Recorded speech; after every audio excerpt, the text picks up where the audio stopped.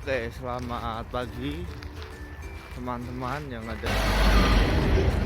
Dalam kesempatan kali ini saya coba untuk membahas terkait dengan biaya proses menuju Polandia.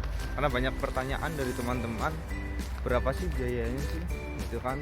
Untuk terkait dengan proses berapa lamanya kan kemarin sudah saya jelaskan terkait dengan berapa lama dan prosedurnya.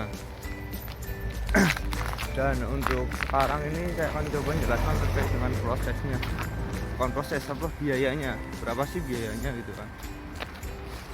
Oke, untuk yang pengen tahu secara detail tonton sampai selesai biar kalian juga bisa ada gambaran lah untuk rekan-rekan yang mau mencoba proses ke Polandia.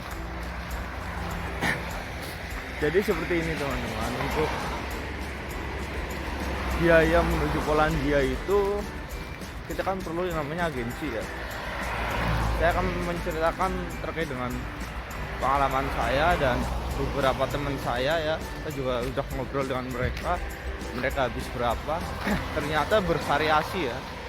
Beda agensi itu beda agensi ternyata beda biaya yang dikeluarkan gitu loh, dan masing-masing bervariasi, cukup jauh lah selisihnya gitu loh. Untuk saya sendiri ini ya, untuk saya sendiri itu proses itu habis 35 juta untuk saya sendiri di agensi saya. Oke teman-teman, ada gangguan sedikit. Oke, tadi ada sedikit gangguan. Ada anjing gede banget. Oke, lanjut. Untuk saya sendiri itu emang di biaya ke agensi itu 35 juta. Itu dibagi menjadi 3 tahapan. Yaitu tahap pertama ketika kita sudah lolos interview dari user ya. User itu pihak outsourcing dari Polandia. Setelah kita lolos proses pengajuan working permit. Langsung proses pengajuan working permit itu kita masuk dana pertama 10 juta. Setelah itu kurang lebih 1 bulan sampai 3 bulan itu proses pengajuan working permit sampai jadi working permit. Ketika working permit itu udah jadi, udah diterima sama kita nih scannernya, baru kita bayar tahap kedua yaitu 10 juta lagi. Jadi total kan 20 juta nih, sisa 15 juta. Terus yang 15 juta kapan?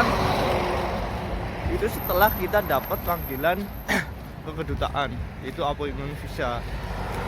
Setelah itu baru bayar sisanya yang 15 juta. Jadi kan total berarti kan 35 juta. Itu untuk pengalaman saya sendiri di agensi saya. Tapi lagi-lagi beda agensi beda ceritanya. Untuk di teman saya sendiri kemarin itu ada yang habis 45 juta dan ada juga yang habis 55 juta. Untuk yang 55 juta itu dibayar teman saya itu 2 tahap. Yang tahap pertama itu ketika working permit jadi, mereka harus membayar tahap pertama sebesar